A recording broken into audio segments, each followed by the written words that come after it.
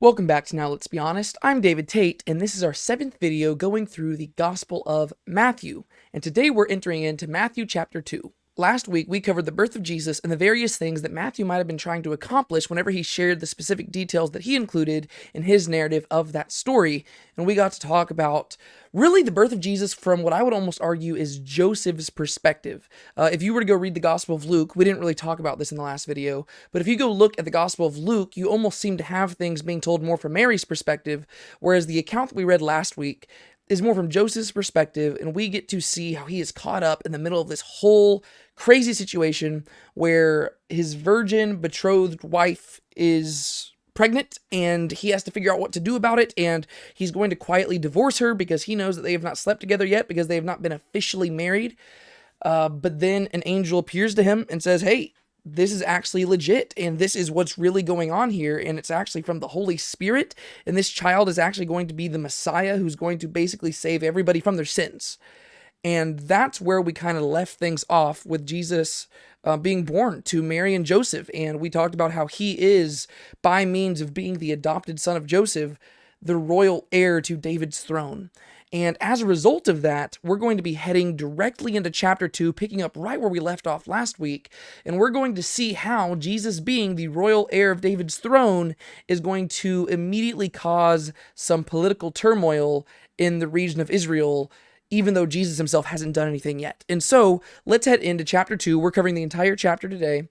And then next week, what we're going to do, and I already kind of mentioned this, next week what we're going to do is we're going to specifically be taking a look at how Matthew is using prophecies throughout chapters 1 and 2, and specifically what he means whenever he says Jesus is fulfilling them. In this video, we're just going to be going through the narrative and trying to understand Matthew's main point, but then next week we'll actually look at the prophecies in particular in their original context and try to understand if there's some more depth we can get out of them. All right, so chapter 2, beginning in verse 1. Now after Jesus was born in Bethlehem of Judea in the days of Herod the king, behold, Magi from the east arrived in Jerusalem, saying, where is he who has been born King of the Jews? For we saw his star in the east and have come to worship him. All right, so right off the bat, if you were reading straight from the Old Testament, flipped the page and got to the New Testament, these verses right here would probably make you a little bit confused. Because if you remember the history of Israel, there was this kingdom that was established whenever King Saul was made king, and then David came after him, and then Solomon came after him. But then after Solomon, the kingdom got split in two, and it was divided into the northern kingdom called Israel and the southern kingdom called Judah. And eventually the northern kingdom was captured by the Assyrians, and they went off and never came back. And then the southern kingdom, they went off whenever they were captured by the Babylonians, and then after a short time of exile, they came back and reestablished the nation of Israel. However, throughout the rest of the Old Testament, you'll have noticed that there is no king sitting on the throne of Israel. And even though God made this promise to David that eventually his heir would reign eternally, that kind of is put in question by the end of the Old Testament. And that's why God starts sending a lot of prophets to just reassure the people that yes, the Messiah will sit on the throne. But then if you flip from the end of Malachi, if you're reading the Christian Old Testament, and you're flipping from Malachi, and you flip the page, and you go to Matthew, and you get to chapter 2, all of a sudden you're hearing about this guy named King Herod. And you're going to be very confused because you're saying, wait a second, hold up. I thought that there was no king in Israel at this time period. Well, there kind of is. But what you need to know about Herod is that he's not like an official king of Israel. He is somebody who the Romans have appointed to be king of Israel, but really he's almost like a Roman governor of the whole land.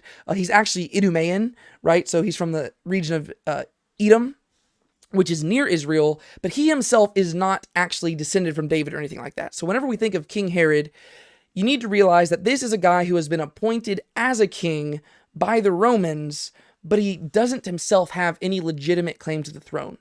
And as a result of that, whenever we look at history, we see that Herod was a very insecure and power-hungry individual who was willing to do whatever it takes to stay in power. So much to the point where people say that it was actually better to be King Herod's pigs than to be his sons, because the thing is, Herod, he followed the kosher food laws and he didn't eat any pigs, but you know what? He didn't mind killing a son or two if he felt that his son was a threat to his power. And so King Herod is a vile, terrible individual, and it makes sense why Matthew, at this point in the story, would zoom out from Bethlehem, go a few miles over to Jerusalem, and see how King Herod responds to this information. Because King Herod is a power-hungry dude, and if there's another person showing up in the nearby vicinity who is the king of the Jews, this is a big problem for Herod. And so we see that even before Jesus has done anything, he is already sending political statements just by nature of being born. And so, after he was born in Bethlehem of Judea, we read that this was in the days of Herod the king. And if you know anything about Herod the king, you're like, how is he going to respond to this? And behold, Magi from the east arrived in Jerusalem, saying, "Where is he who has been born king of the Jews? For we saw his star in the east and have come to worship him." All right, so this gets even more complicated, because now you see that there are these Gentile kings who have gotten up from wherever they live, way over in the east. They have gotten up and they have come all the way to Jerusalem in search of this king. There are so many questions about this. First off, how did they know that this king was coming? It would seem to suggest that in some way, these Gentile kings and these Gentile royalty and these Gentile noblemen, these magi, in some way, they are familiar with the Old Testament scriptures, and they know the Jewish scriptures, and they know that there is going to be this promised king who is ultimately going to show up and rule over the people. And they seem to understand this to such a degree that they realize that this king isn't just a normal king. He is a king that deserves even their homage, right? This child has simply been born, and they say, we wanted to show up and give him things. We want to give him gifts. This is very, very interesting. And really, if I'm just being entirely honest, it's something that perplexes me, and it's perplexed a lot of scholars as well. People will look at the book of Numbers, where there's this one reference to a star shining in Israel, and it was a foreign person who was prophesying about that, the guy named Balaam. They will look at the book of Numbers, and then they'll also look at the book of Daniel, and they'll try to kind of explain how these magi would have come to this knowledge. But really, it is kind of a head scratcher where we just really don't fully know how they came to know this. But the thing is, they seem to know this even to a better degree than we do, because apparently they saw some sort of star. And whenever they saw that star, they received that as confirmation that this child had been born, and they followed the star all the way to the land of Israel. And people will, once again, they'll start wondering, what was this star? And they'll start searching the heavens, and they'll look at like all these astronomical signs to figure out what exactly this star was that they followed. And I've got a sneaking suspicion that whenever we read star here, we're not supposed to be thinking of a normal star that is like in the sky, like in the heavens. Mainly because, I mean, there's plenty of stars in the sky, and I wouldn't be able to follow that and figure out where it was leading me, because it's, they're so far away. Like, it's not like a star in the heavens does not like hover over one place. Whenever I read this, I'm led to believe that this was sort of a miraculous occurrence directly instituted by God, where God allowed them to see this star, very similar to maybe what the Israelites saw whenever they were following the pillar of cloud or the pillar of fire in the wilderness. I'm inclined to think that maybe it's something along those lines, where they saw something very star-like, and it was God guiding them to this place.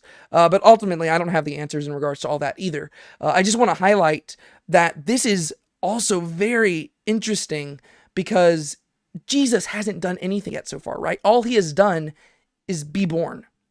And just by his birth, we see that his existence is a threat to the king currently sitting on the throne in Israel. And it is an attractive thing to the Gentiles coming in. And so that's very interesting. Like, Jesus, just by being born, is sending political messages. Verse 3, "And when Herod the king heard this, he was troubled, and all Jerusalem with him," rightfully so, right?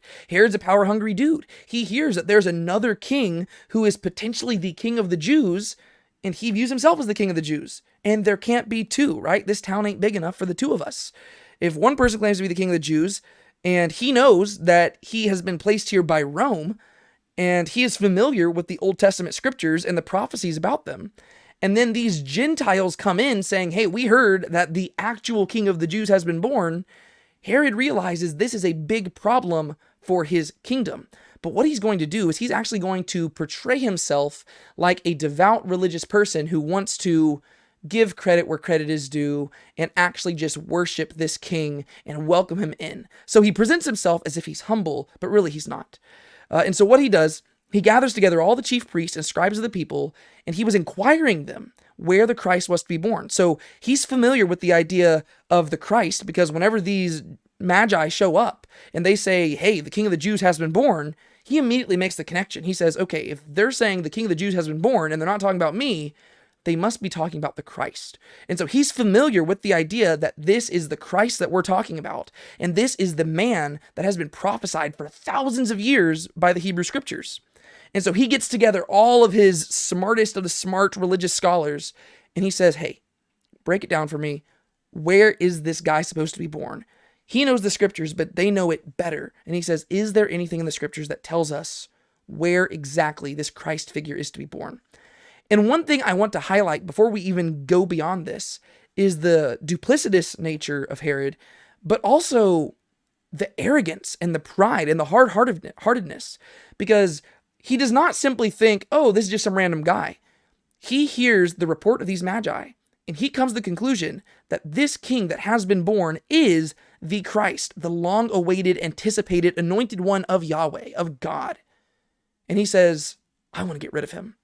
And he hasn't revealed his true colors yet. He's going to act like he doesn't want to do that. But just consider the pride and the arrogance that this guy has to have to think that he can outsmart God and overpower God's plans.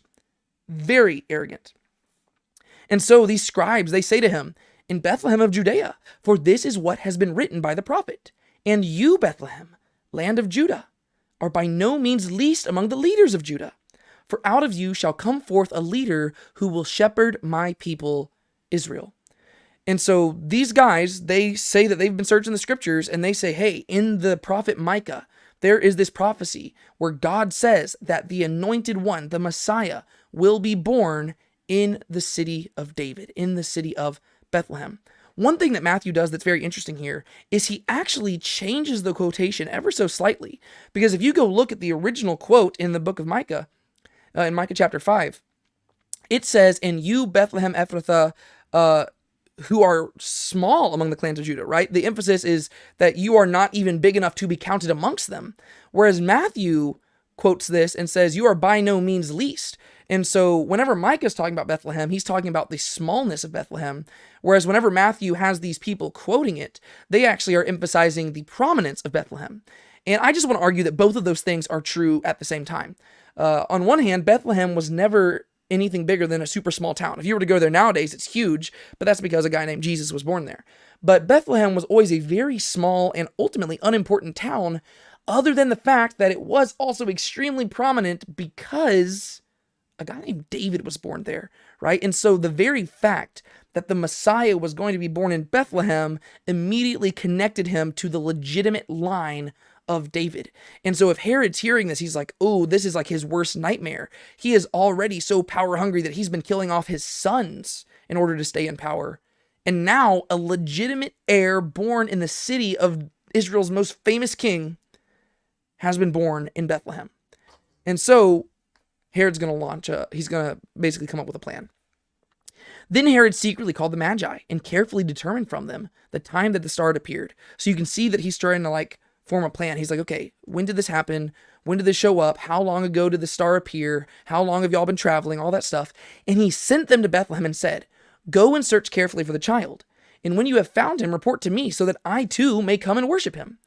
And so he tells them, hey, guys, you know what? I know that I am the king, but this is the one that we've been waiting for. This is the guy that we have been longing for thousands of years.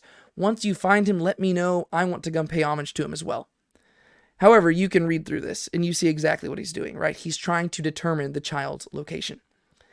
Now, after hearing the king, they went their way, and behold, the star which they had seen in the east was going on before them until it came and stood over the place where the child was. So once again, you get the idea that it's almost like the pillar of cloud or the pillar of fire guiding the people of Israel through the wilderness. They see this star-looking thing in the distance, and they follow it until it comes over the place where the child was at.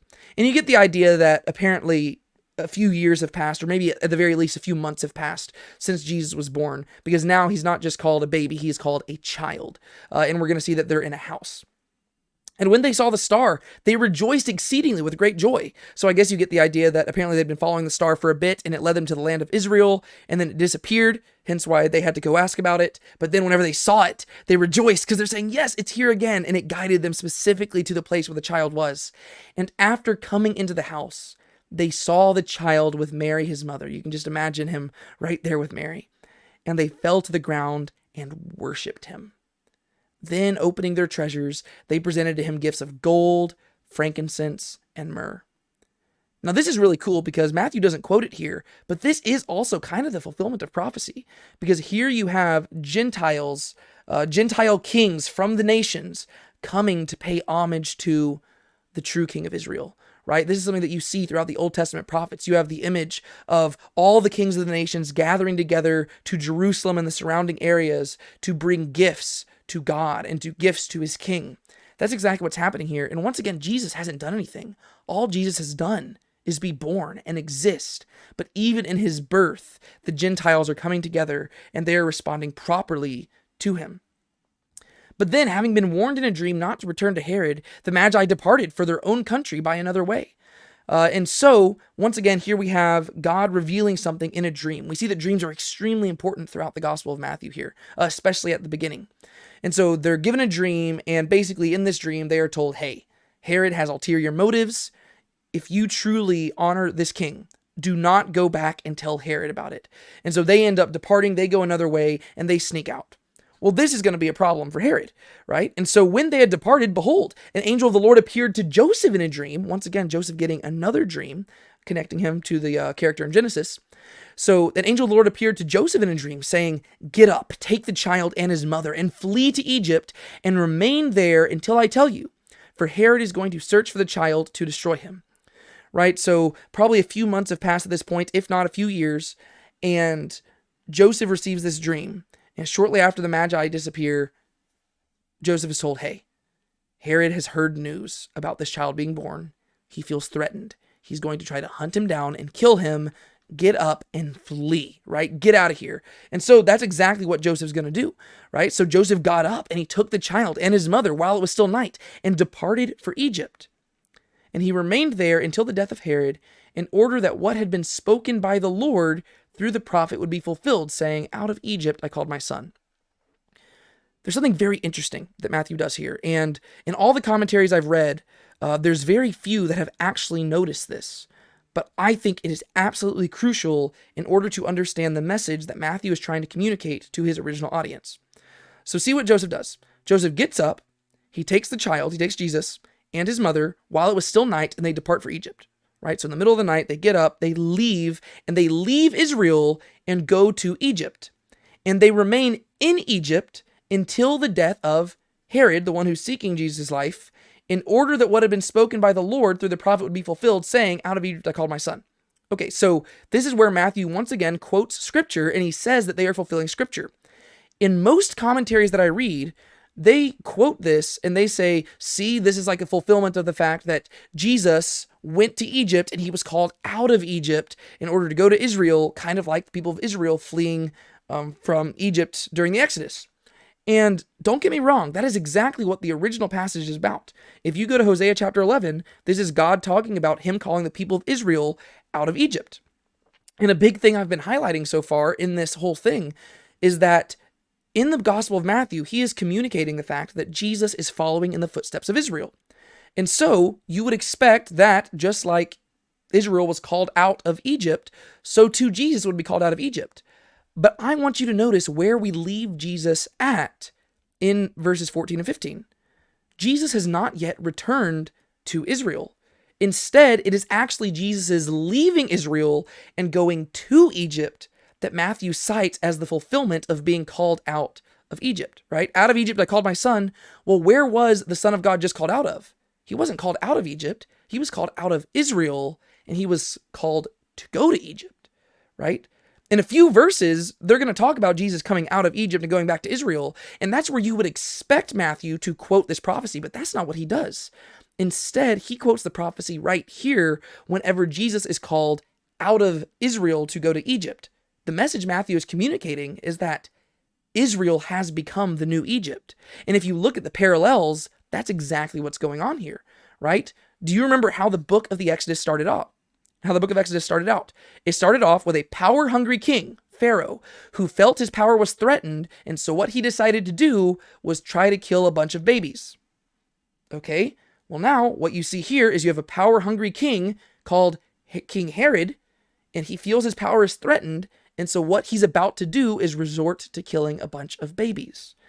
And so the prophecy that Jesus is fulfilling is a reference to the Exodus, but ironically, it's a brutal twist, and it's a very dark sense of irony, that instead of the people of Israel being called out of Egypt and going to the promised land, ironically, Jesus, the true Israel, is being called out of the promised land to go to Egypt, because the promised land itself, Israel, has become the new Egypt. And Herod the Great, the king of Israel, has become the new Pharaoh. That's what Matthew's communicating. And once you understand that, you realize that this section is a brutal indictment against the people of Israel.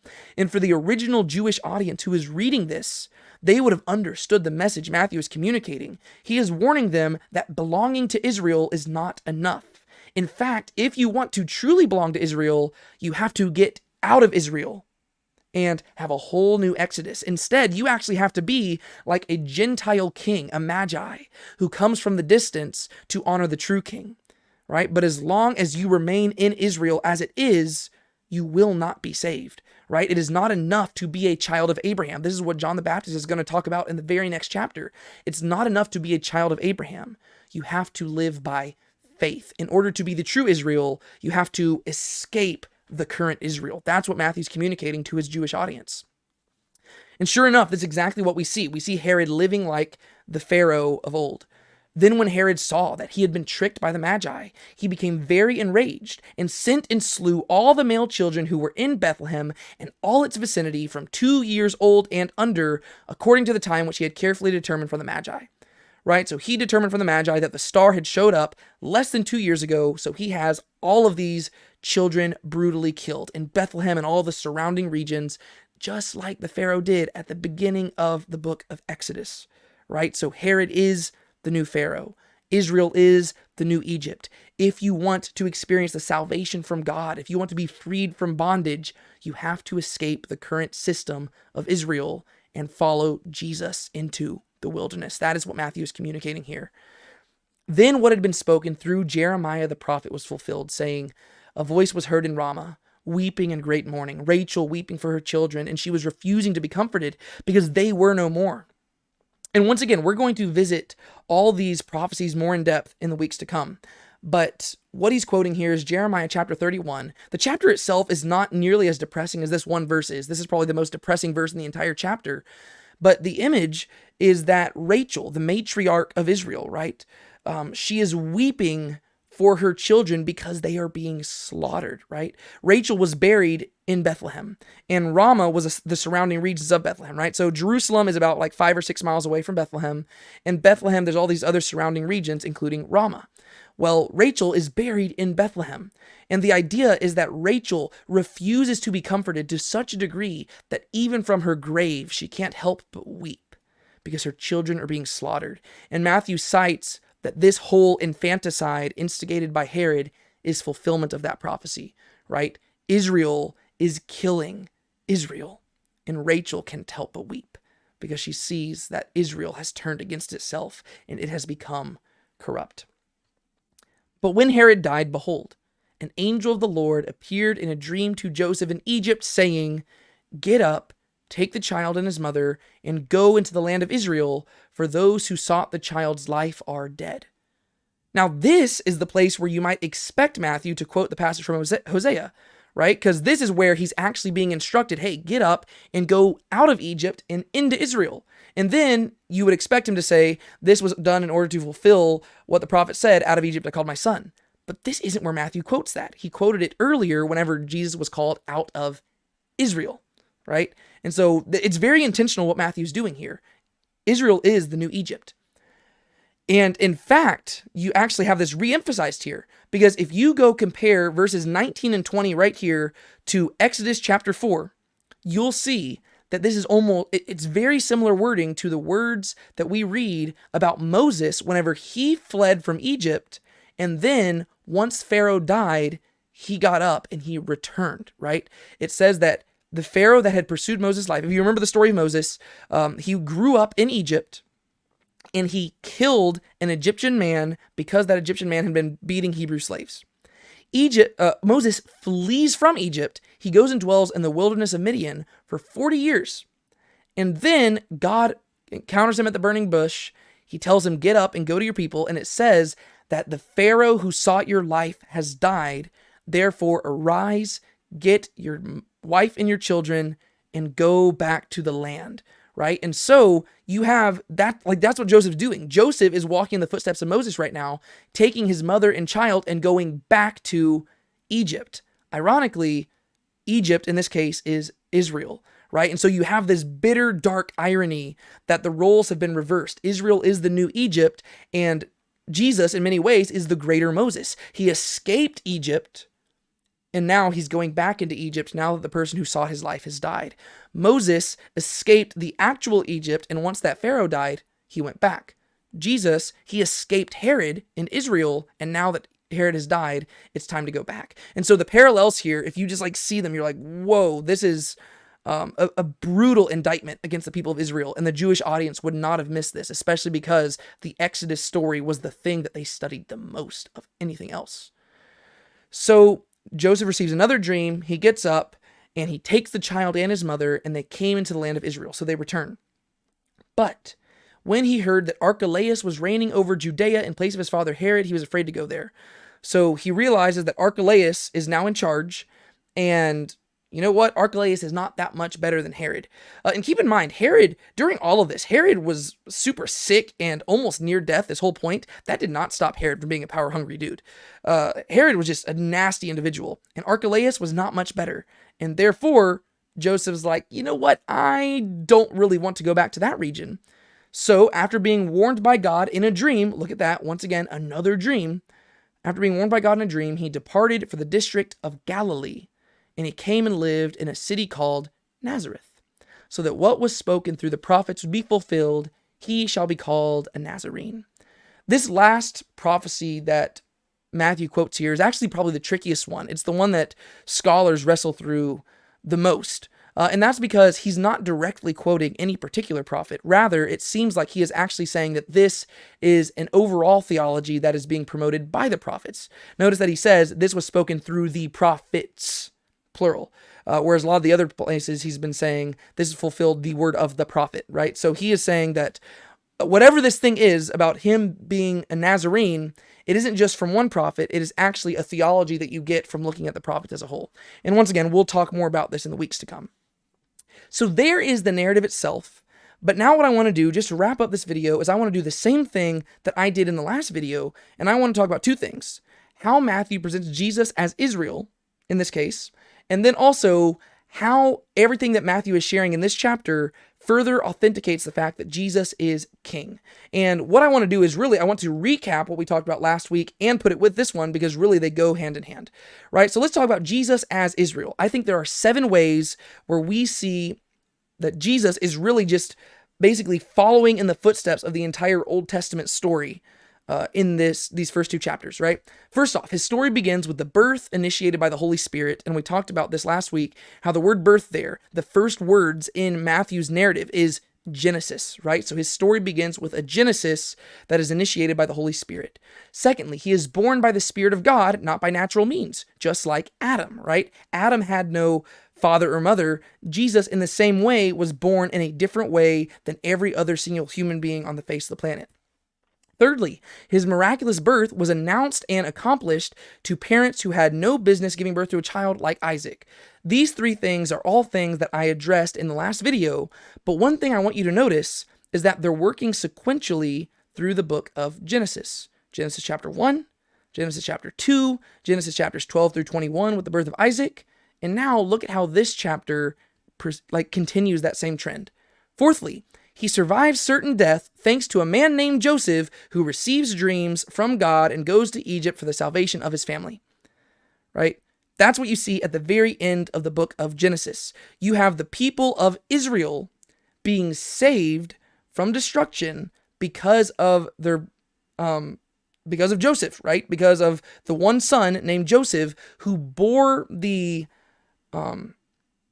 punishment that they deserved, right? Joseph, the stepfather, the adopted father of Jesus, he is a righteous man, yet he willingly bears the reproach that comes with his wife having a virgin birth, right? And there's going to be all these questions that arise from this, but just like Joseph in the book of Genesis, he bears the reproach of his family, and he suffers on their behalf, and he follows the dreams that, he submits to the dreams that God's given him, and he bases his life on those dreams, and as a result, his entire family is spared, right? Joseph went down to Egypt, and at the end of the book of Genesis, you see that all of Israel is spared because Joseph was there, and Joseph became a ruler in Egypt. Joseph, the adopted father of Jesus, is called the son of David. He himself is a ruler, even if he doesn't sit on the throne.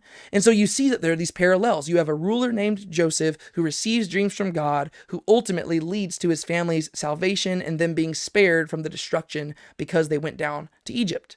Fifthly, Jesus' birth threatens the reign of a power-hungry ruler who kills infants in an attempt to preserve his own power.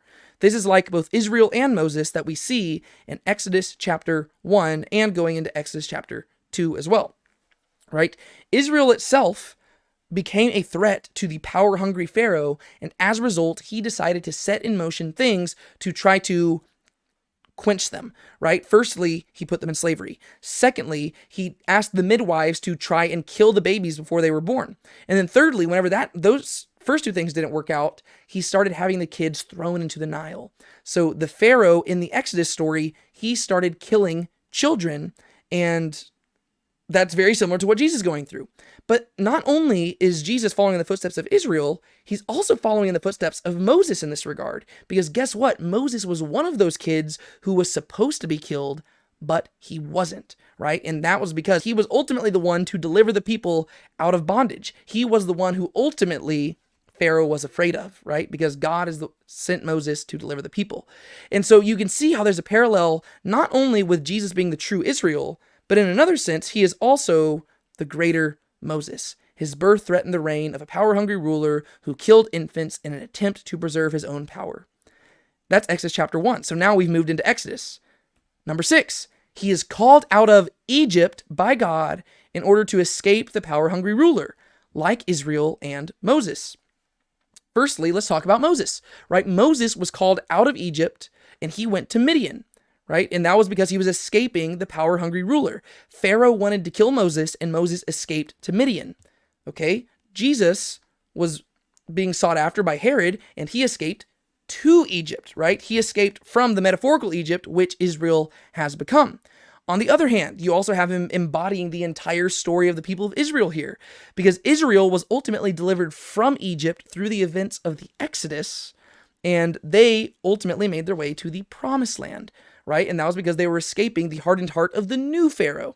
And so Jesus is following in the same footsteps, and he is doing the same things, right? And so we keep track of these things. And then seventhly, he returns to Egypt after the power-hungry ruler dies to deliver his people from bondage, just like Moses, right? So where we left off at the end of Matthew chapter 2 is with Joseph, Mary, and Jesus heading back into the land of Israel, where Jesus is going to grow up into a man who ultimately delivers the people from their bondage. But this bondage is not a physical bondage, it's a spiritual bondage to sin. And we're going to see this at the very end of the Gospel of Matthew.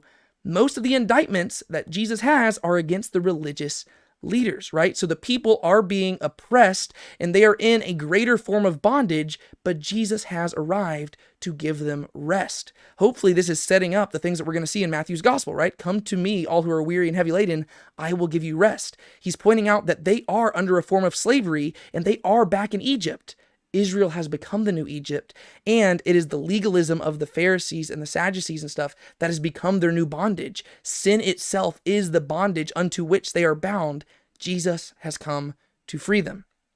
And so, just like Moses, who returned to Egypt to deliver the people, so too Jesus also returns to the metaphorical Egypt, which is Israel, in order that he might also deliver the people from their slavery, right? And so there's just 7 ways how, in these first 2 chapters, Jesus is fulfilling the history of Israel, and he is embodying their history in his own life. And as we progress forward, we're going to see that he is going to play by play live out their history, but where they failed, he will succeed. It shouldn't be a shocker where he's going to head next. In chapter 3, guess what he's going to do? He's going to pass through waters in order to go into the wilderness to be tempted for 40 days, just like Israel passed through the Red Sea in order to be tempted in the wilderness for 40 years, right? And so we see that these parallels are developing, and it seems very intentional on the part of Matthew.